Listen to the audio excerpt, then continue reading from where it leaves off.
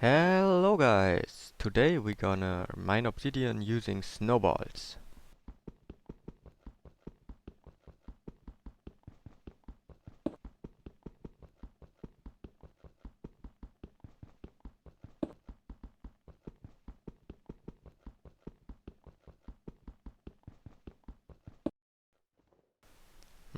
That's not quite the speed I was hoping for. Let me get over to the end and we will try something else.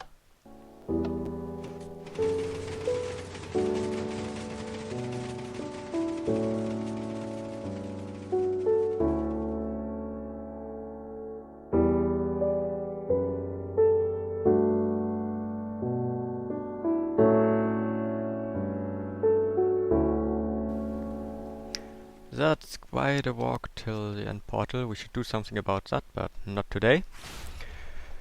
Today is about our obsidian farm. So I prepared a few things over here, but before we get to that I want to show you some other changes I made here.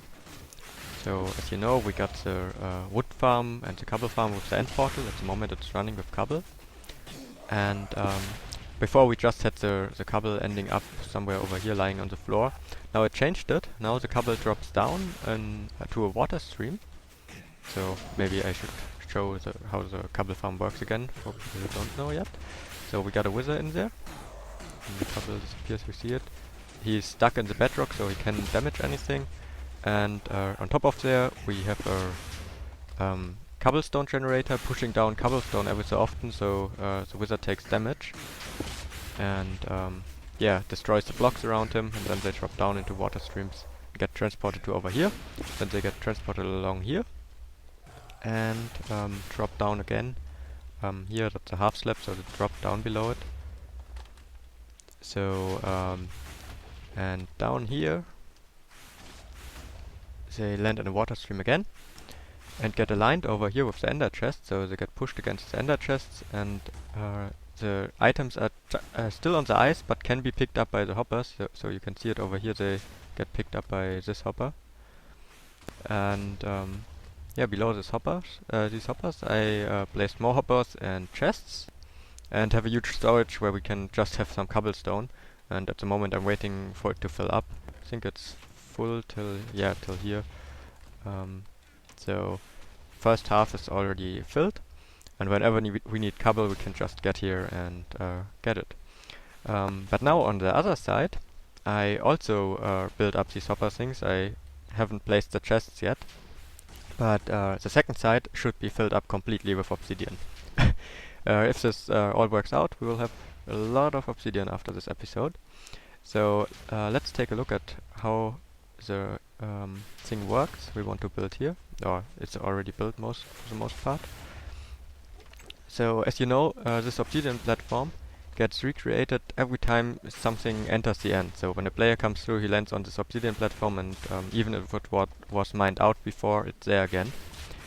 And yeah, we want to make use of that. So below these obsidian blocks here, I have set up a few things. So let me just dig them away.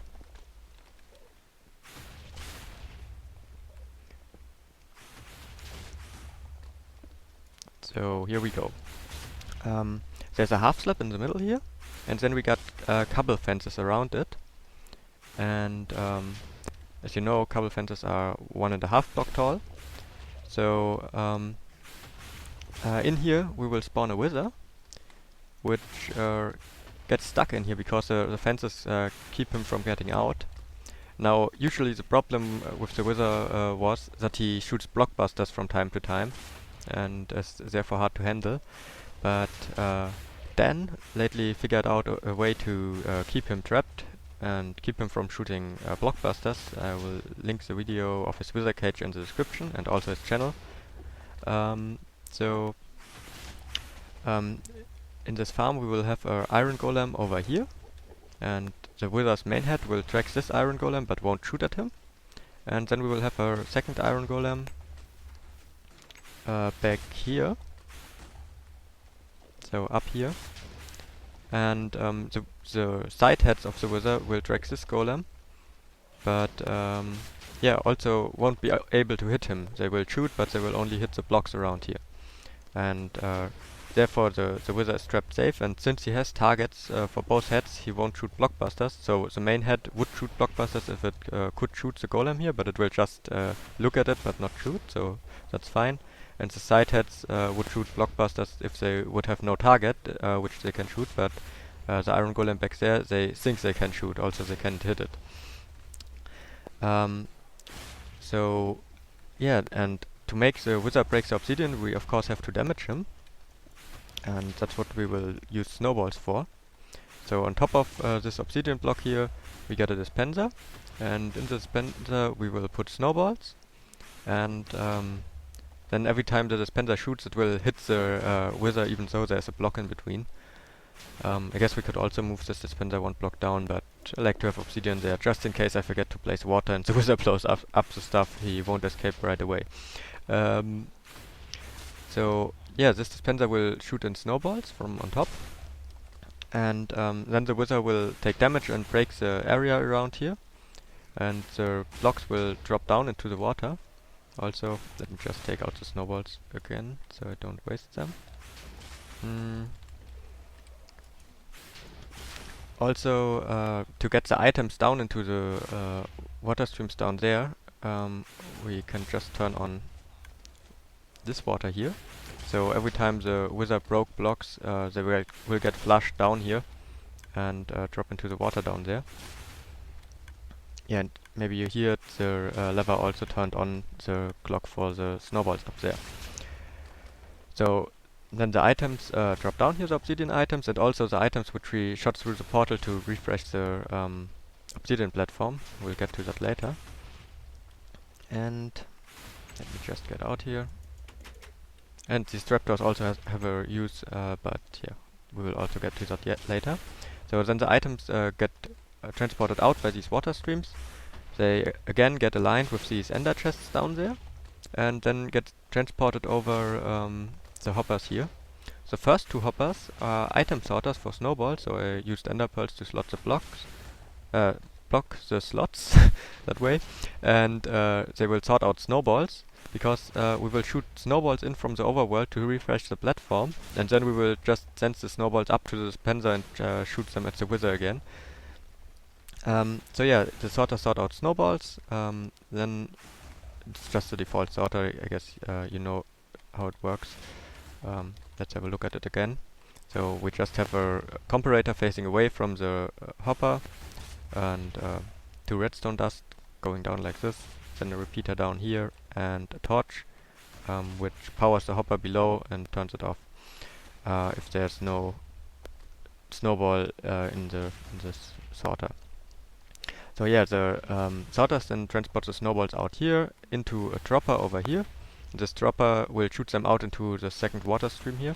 It's just a small clock down here. You can see the torch is powering the repeater, and the repeater is powering this block. On top of this block there's redstone again, which powers the torch, so it will just turn itself on and off and shoot out every time. At the moment it's not shooting because it only gets turned on if it's needed. So below this block, actually I think we should be able to mine this block. Below this block we got a comparator facing away from the dropper, and then it gets inverted over here, so it turns off the clock. If I now would put in the snowballs here, the clock gets turned on and all the snowballs get shot out. And then the snowballs land in a water stream again and end up over here. And this is of course the cool new item elevator design test 137E29 showed. So whenever some item gets in on the sides there, it just gets moved up. It's just 2 fences, and we got a stair back there, so the fence doesn't connect to this side, and solid blocks all around the fence behind, and the items get just easily transported up. Let's throw 2 items in there. Yeah, it looks a little bit weird for the client, but the items got transported up. We will see it when we go up there. So yeah, also after the snowballs got sorted out, the obsidian will get into these hoppers, and then we will have a lot of chests around here again. And I made it so that when Obsidian gets all the way through, it gets back into the system back there. That's just because the hoppers might not be fast enough to process all the Obsidian right away, so when this thing is close to be full, sometimes the Obsidian will end up over here, and then I just send it back. Yeah, but let's get up to the dropper there, or to the top of the item elevator. Oh, I forgot to turn off Enderman with the mob switch we built last episode. Well, it's not really needed at the moment. So the item elevator ends up over here. So the items come out here and just get picked up by this hopper again and transported into the dispenser. So you see there's the snowballs and the obsidian. And this dispenser will shoot the snowballs at the wither. So we have a small clock here. Actually, let's take out the snowballs again. It's just 2 repeaters on the full delay and 1 on the second delay. And let me just turn it on over here. So it's just a basic clock that's shooting the stuff out. Now the other pistons up here are just to turn on and off the water streams, so that I can easily turn off this thing. Yeah, it's not really fancy redstone or anything. It's just pistons retracting blocks. Yeah, and that's pretty much the part in the end here. If it was a little fast, this thing was designed together with Dan and Kabo, and we decided on that Dan makes a tutorial on the part in the end here. And what I want to show today is how to make it work in single player, because they can drop down there. Because in single player we will need a chunk loader to keep the area in the overworld loaded to shoot in new items to refresh the platform, because at the moment you see it's not fixing the soul here. So that's what we should cover now. I will get back to the overworld and show you what to build there.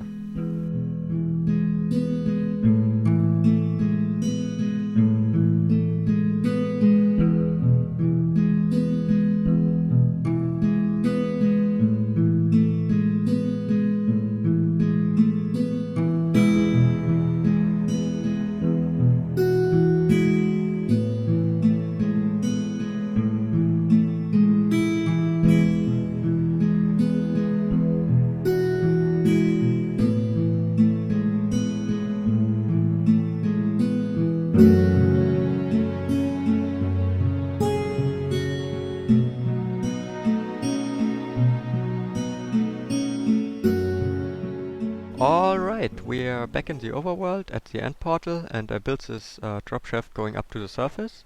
And up there I prepared it a little bit already. I flattened out the area and placed a chessboard pattern which resembles the chunks which are there.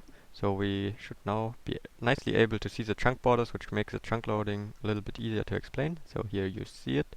So each of these fields is one chunk. And I explained the rough principle of chunk loading last episode. In order to fully load a chunk, you have to load a 5x5 chunk area around. So this is 5 chunks and 5 chunks. So in order to fully load this chunk, you have to load this area. If you only would load a single chunk, entities won't get processed and we couldn't shoot them down into the end portal, which is, by the way, down here. So yeah, to load this area, we will use simply Sark's method of chunk loading with hoppers. I usually prefer pistons, but in this case hoppers are better because they automatically refresh themselves all the time, while you have to give a redstone signal into pistons to make them load the chunks. So it's pretty simple. You just place a hopper at a chunk border. So maybe I should show it with F3. You can see over here we got a chunk border. The number in the brackets is jumping from, in the x coordinate, the number in brackets is jumping from 0 to 15, so this is definitely a chunk border. And when the hopper faces into another chunk, whenever this hopper is loaded, it will try if it can put items into this block here, and will look up what this block is. And to look up what this block is, it has to load this chunk here. And then we can also place a hopper here. So when this hopper looks into this chunk, the chunk will get loaded, then this hopper is loaded, and it will look into this chunk, and this one gets loaded, and we can repeat it like this.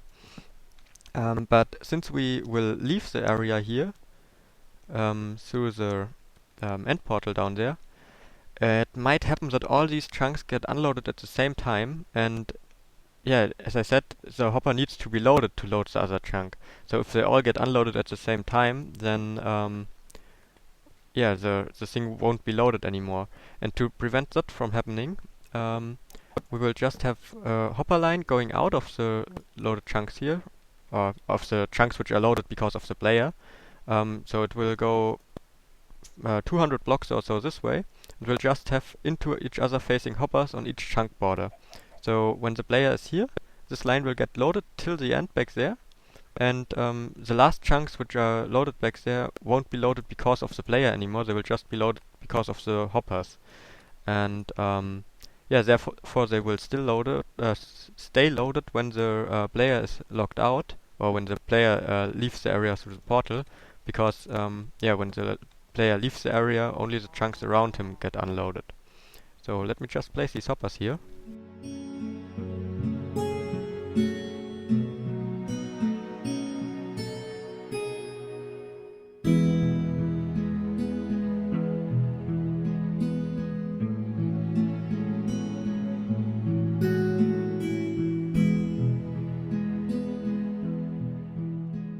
Alright, so we can be sure now that this chunk we are standing in at the moment stays loaded when a player leaves the area here, when we leave through the portal there, and can load everything else from this chunk here. And yeah, we will load this chunk over here with the hopper there, then we will place a hopper here facing into this chunk, then we got these two chunks loaded. We will do the same thing to the other side, so let's just do it. One hopper over here, and we get this chunk loaded, one over here, and this one is loaded, and now we will just have lines of hoppers going down here to load the other chunks. So this row of chunks will get loaded by this line of hoppers here, and I will do that for the other chunks as well, and after that we can look into what else we have to build.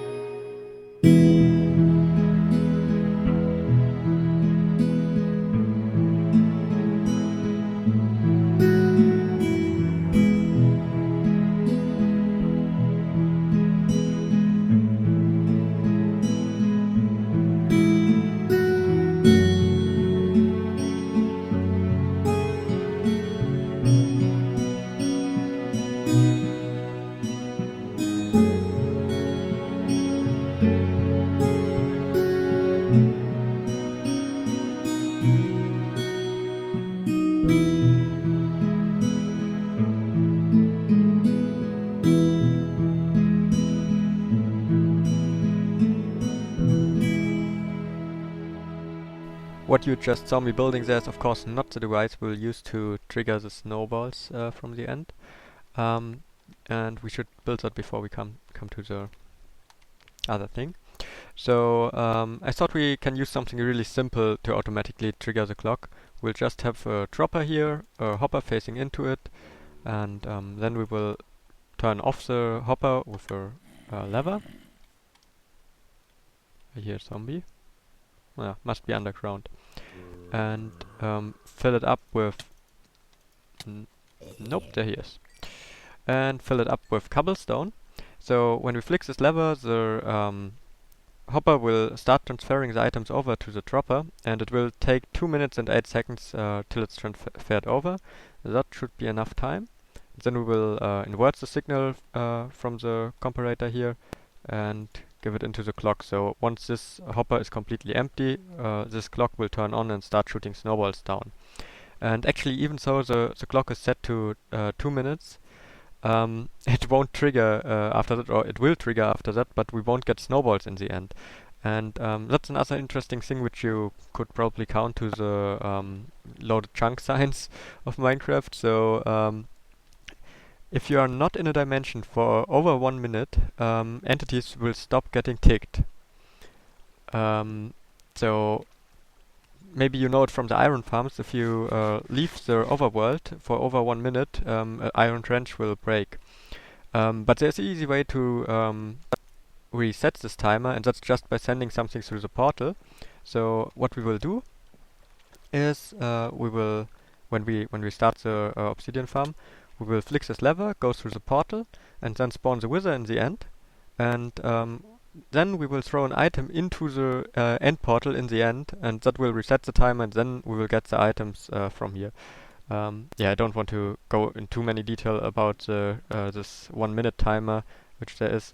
But yeah, one interesting thing maybe with it, you can make your iron farm run even though you're not in the overworld, and also you can make other farms run longer, and also on a server you could make your farm run even though you're not logged in. Just saying. But as I said, I don't want to go in too many details there. We should get to the second thing here. And that's the storage for the snowballs. So we just have chests here which get filled from the hoppers up there. They pick up the items out of the water streams you just saw while I was jumping around there. Then it fills the chests in this order. And on the other side the same. It fills the chest like this. And then transports everything into this dropper. Yeah, at the moment the clock is turned off, and therefore this hopper here is locked, but when the clock would run, the hoppers would have enough time to put the items in here. And yeah, we need to fill all these chests up with snowballs, so that we can let the obsidian farm running for a while. And for that we will build an automatic snow farm. I already built up the skeleton of it here. So the idea is, we want to stand somewhere and just hold down left click, and whenever our shovel breaks, we want to get a new shovel. And yeah, I crafted some shovels and put them in the chests here. And the hoppers out of the chests face into a dropper over here, and this dropper faces upwards and into this dropper. And yeah, this dropper will always give us new shovels, so we will stand here and farm the snow from here. But yeah, we should at first spawn the snow golem in. So the idea is, we'll have 2 sticky pistons here with blocks in front. So let's place some cobblestone here. And these sticky pistons will usually be powered, so for now I will just place a lever there. And that's where the snow will generate. And then we can stand over on this side where we get our shovels and dig away snow on these pistons. And then from time to time they will retract for a short moment and drop the snowballs into the water streams there, which will then transport them into this water stream circle and into the chests we got set up down there. So to generate snow on these blocks, we of course want a snow golem. And the snow golem will stand on soul sand. The reason for that is soul sand is a little bit lower than the full block. And when the snow golem stands on here, he will still generate snow layers on these 2 blocks. Actually, we can just spawn the snow golem in. So let's do that.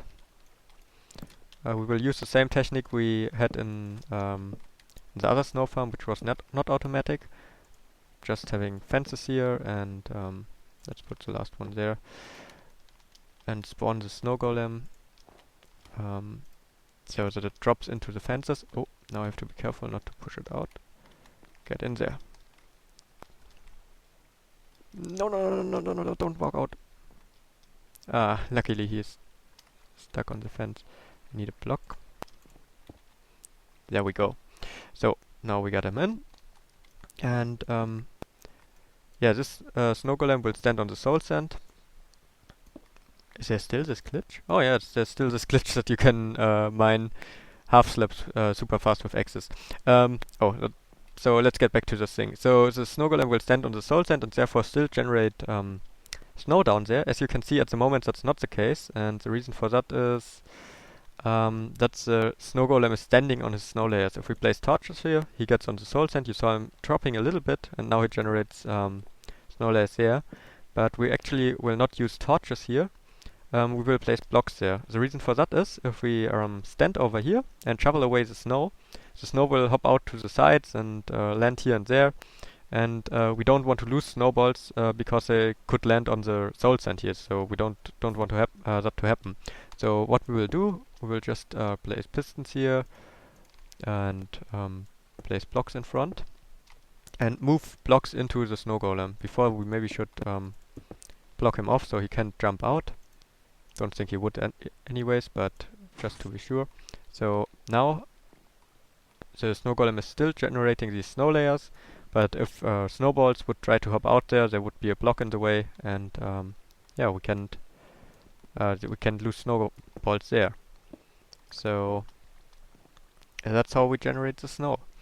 Now we need a clock which automatically retracts these blocks from time to time. And we also need a clock which automatically shoots in a shovel from time to time. I didn't find a good way to detect when a shovel is broken, and also it's just easier with a clock. So we will set up the clock over here, and we will use a hopper clock for that. Just two hoppers facing into each other like this. Then I actually don't know who invented this design, but I think it's pretty common. A pretty common design. So then we have comparators facing out of the hoppers, and so for the hopper clock here, which then powers the redstone there, which powers these sticky pistons, and on top of here we have a block, a redstone block, which then turns on and off the hoppers. And in these hoppers we will have 16 items. I came to the point where I can say 16 is a good timing to get new shovels. So now you can see it shot out a shovel here, and the shovel is lying around there, hopping up and down, and then it triggers again, the shovel gets sucked in and the new one gets shot out. So there's always one shovel lying around. It's pretty much the same principle we will have used in the fish farm. So yeah, whenever you need a new shovel, you have one and can pick it up. So now we want to connect these pistons to it, and that's pretty simple because this redstone signal just goes off for a short moment all the time, and usually stays on, and that's exactly what we need here. So all we need to do is just connect it with a repeater to the pistons, and there we go. That's an automatic snow farm. Now we just picked up a shovel, but that's no problem. We can just take it into the inventory, then fill up all the other slots with something. And yeah, now we can use the snow farm. That's pretty much all of it. And can stand here and start shoveling away the snow. And it will fully automatically give us new shovels and fully automatically transport away the snow.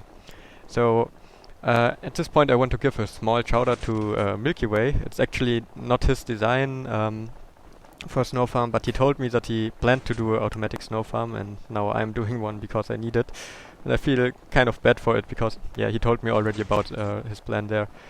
So, yeah, I just don't want to just take away the idea from him.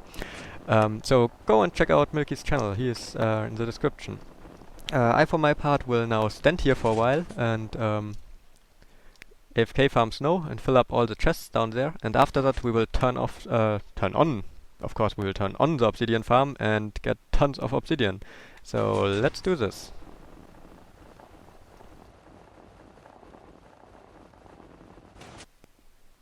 And here the exciting part starts. So all these chests are now filled up with snowballs. You can see they just circle around now. We will activate this lever. The items will get transferred over, and after that the clock will start and we will get to the end fast now. Oh man, and then we will spawn the wither and get a lot of obsidian. So let's see, can we speed it up here a little bit? There we go, and there we go. In the end. So at first I forgot to do that before. We need to spawn the iron golem, so one over here. Can we spawn it from here? Yeah, we should be able to place a block there. Just took damage once, no biggie. and he's trapped. Okay. Now we can spawn the second iron golem over here, and then we will spawn in the wither. And yeah, we don't have to do it in the 2 minutes, as I said. There's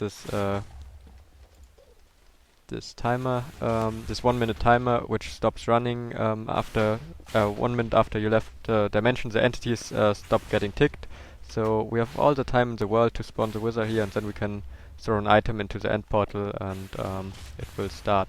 So actually, I just have my controls messed up from the snow farming. I just set it to another key so I can put something on the keyboard. Now we get it back.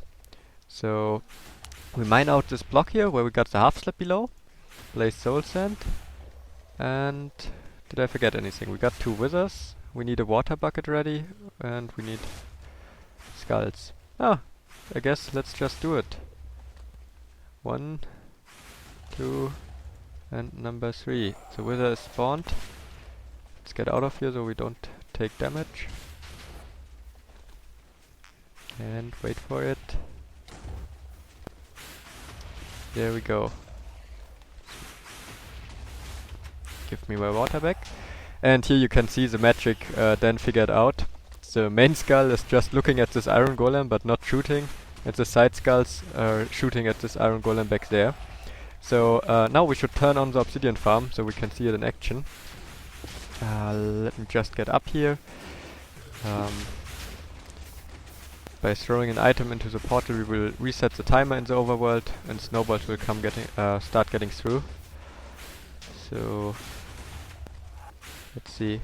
There we see snowballs, and yeah, at the moment the wither gets no damage because there are no snowballs in the system. So what we need to do is we need to flick this lever so the water turns on. We'll just stand over here so we can monitor it a little bit, and there you see it. The items drop down into the water streams, the snowballs get sorted out by the sorter I showed before, and then get shot in from on top and damage the wither, and he breaks the blocks and they just appear again. Oh yes, obsidian farm baby, 9 obsidian per second. And I will now leave this thing AFK running for quite a while, for I guess 10 hours or so. Should be fine, or maybe a little more than 10 hours. Should fill up all these chests I forgot to place. Yeah, we need to still place the chests here at the moment. The hoppers fill up. There we can see already 2 stacks of obsidian, way faster than you can ever mine it by hand. Actually, it's probably even more, because this hopper up here is already filled up. Yeah. Look at this. This thing is not even running for a minute, and we already got I don't know how much obsidian. 8 stacks. That's just awesome. So yeah, let's go through the whole system again with it running. And also, yeah, maybe I should already mention this. We can't leave the end while this thing is running. It's running now, but we will have to kill the wither before we leave. And that's why we have the door and the trapdoors here, because then you can later get in here and kill him without any risk. I will show that after finished. But yeah, the obsidian gets transported out here. Then the snowballs get picked up by the hoppers over there. So maybe we can monitor it once. Yeah, there you saw the snowballs went in. They get sorted out. Then the snowballs get around here and get shot up in the item elevator. So let's wait for some. Yeah, there you see it. Snowballs go up. And yeah, the obsidian obviously gets back to these hoppers. We'll need to place the chests afterwards. But yeah, the hoppers should be fine as an inventory for now. Let's get up to the snowballs. The snowballs come out over here. I even forgot to turn off the the enderman spawning with the mob switch. So yeah, the snowballs come out here, get picked up by this hopper, get transferred into this dispenser and shot down. Perfect. Yeah, I will monitor this thing a little bit, then go AFK and hopefully find it in the same state as it is right now, just with more obsidian. And also I will place the chests down there. And yeah, then we will see how much of the chests we were able to fill up.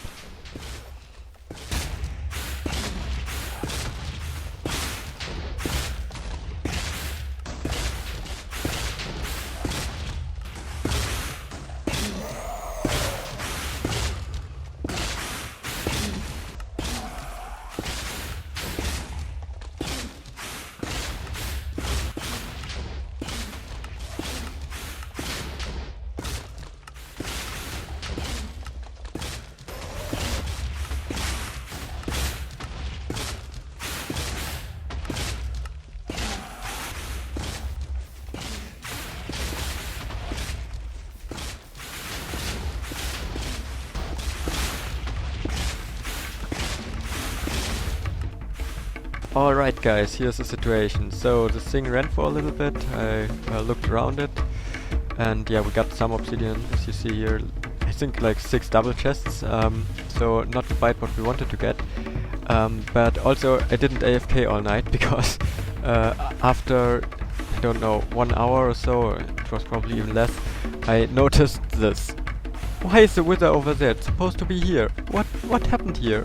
Why are you doing this to me? You were such a nice worker. So yeah, when I noticed this last night, I just went offline and disconnected from this world. And thought, well, like, let future me take care of it. So that's future me now. Now we're gonna take care of it. So I thought a little bit about it, and I don't know how the wither got there. There's a cobble fence right below. Actually, we can mine it away so I can show you. A cobble fence right below this obsidian still. So over here, and he somehow got through this cobble fence. I don't know how. He's trying to get the iron golem over there, but he shouldn't be able to get there because of this fence. So he somehow glitched through. We tested this design before on a creative server and let it run for over 10 hours and it worked fine. So it might be that this issue only happens in single player, that there's some hitbox glitch with the cobble fence where he can get through. Not sure yet. So, but the idea now is we want to get him back into the center. We don't want to give up this wither yet. So what I thought of is we will drop down the iron golem we got here, which he's tracking, the one up there. We'll drop him down, move him over with water stream, right below the platform, and then the wither will follow him on top and get back into the center where he belongs. And yeah, then we can try to start this thing again. Also, second problem is now, since I left this world last night, the chunks in the overworld got unloaded. So there are no new snowballs coming in. So the second risky part will be that we will have to go to the overworld to activate the chunks again, and we will have to come back here. And then the wither will probably shoot at us, so whew, not looking forward to this. But yeah, let's try to fix this thing. So first we should block off this iron golem, because when we let him drop down, the wither will probably yeah, be able to shoot him while he's dropping down. And then we should get in here, remove this cobble fence and place a block, so now the wither can move over here.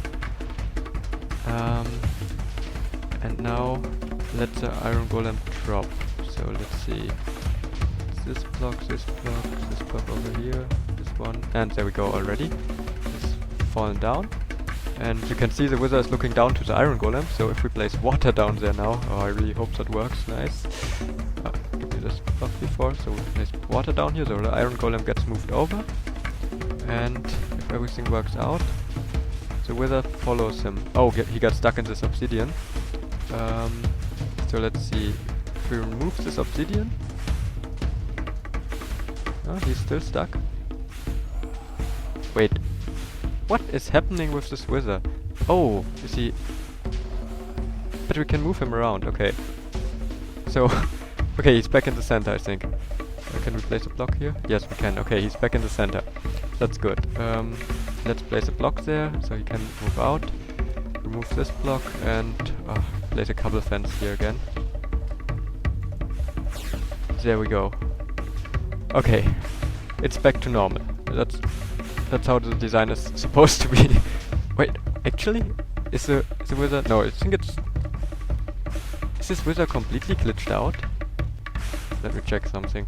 We can still push him around. Like before. Oh, now he hit me. No, I think he's back in the thing. Yeah, he's back in there. He's trapped. 30-second wither effect. Oh man. So... we got him back in there. That worked. That's nice. What I want to do now is I will spawn another iron golem in here. Because if we now go to the overworld to reactivate this thing, that's risky anyways. It shouldn't be done in the design, but we will try. He might track this golem over the one down there, because the one down there is further away. So we will just spawn another one in here. So he might track this one again, but yeah, at least he won't go crazy and shoot everything. Oh man, we definitely have to overwork this design. but for now I just want to find a quick fix. So we got a golem back here.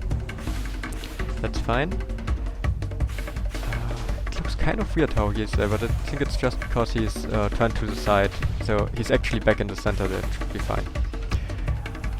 So what we will do now is we will go to the overworld and yeah, then directly go back to the end. So we'll just reactivate the snowball clock.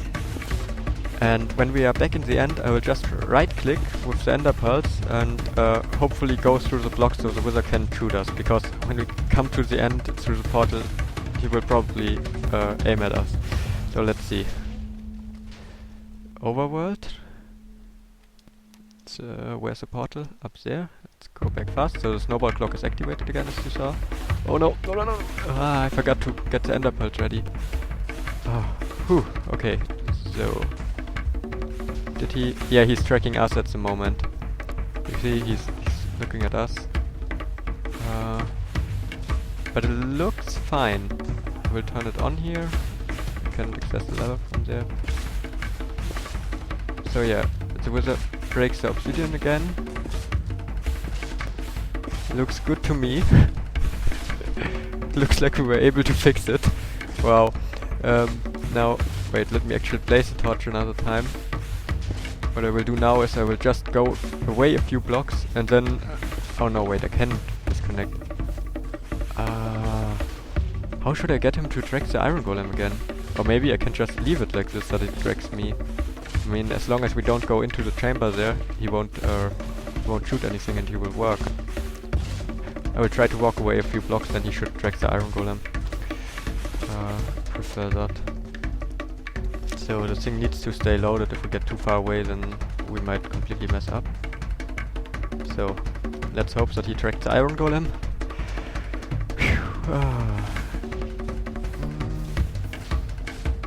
Come on, be a nice guy. Nope, still mad at us.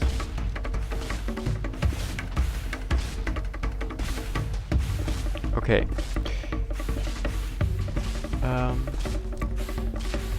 Turn it off again, and this time I will get as far away as I can. Because when it's turned off, it shouldn't be a problem to unload this thing, as long as we yeah, stay in the end, as long as we don't connect right next to him again. So, whew, let's just walk away and see if we can get him to track the iron golem.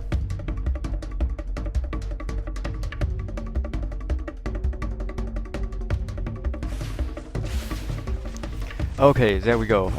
Now he should definitely track... yeah, he tracks the iron golem. So now we can turn it on from in here again. And I also want to kill the iron golem down here. He tracks the iron golem up there again now. And I want to kill this one. So this one is dead. And want to drop this one down, because when the iron golem is... yeah, now we get the water from up there as well. When the iron golem is down here, there shouldn't be any reason for the wizard to... yeah, come, drop down already. There we go. When the iron golem is down here, there shouldn't be any reason for the wizard to move to the side, so he will stay in there now. It's kind of a quick fix. I won't build it again like this, but for now that should fix it. Yeah, you can see now he's facing more downwards and he is not pushing against the blocks that much. So yeah, that should work out. Let me just fix this so that the water flows again in the correct directions here. There we go.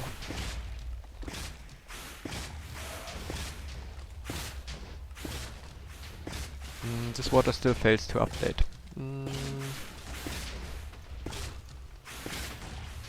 Now.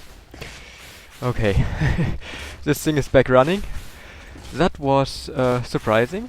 I didn't expect it to break. I will monitor it a little bit more, how it works now with the iron golem down there. If something happens again, I will of course start recording again. Otherwise, hopefully, the next sequence will be me looking at these double chests of obsidian all filled. Whew, let's hope for the best.